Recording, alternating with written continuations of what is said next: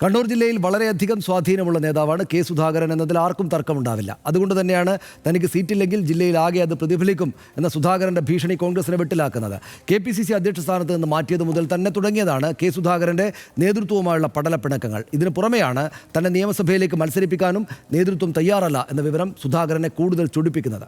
കണ്ണൂരിൽ മത്സരിക്കാൻ സുധാകരൻ തീരുമാനിച്ചുറപ്പിച്ചു തന്നെ നിൽക്കുകയാണെന്ന് കഴിഞ്ഞ ദിവസത്തെ പ്രതികരണങ്ങളിൽ നിന്ന് വ്യക്തമായിരുന്നു. അതുകൊണ്ട് തന്നെ പണ്ട് മുതൽക്കേ എത്ര എതിർപ്പുകൾ വരുന്നാലും തന്റെ നിലപാടുകളിൽ പിന്നോട്ട് പോകുന്ന പ്രവണതയില്ലാത്ത കെ സുധാകരനെ ഇനി എങ്ങനെ തങ്ങളുടെ കൂടെ നിർത്തും എന്നതാകും കോൺഗ്രസിന് മുന്നിലെ പ്രധാന വെല്ലുവിളി. വ്യക്തിപരമായ താല്പര്യങ്ങൾക്കും വികാരങ്ങൾക്കും മുകളിൽ സുധാകരൻ പാർട്ടി മാനദണ്ഡങ്ങൾക്ക് വഴങ്ങുമോ എന്നത് സംശയമാണെങ്കിലും അത് കാത്തിരുന്ന് കാണേണ്ടത് തന്നെയാണ്.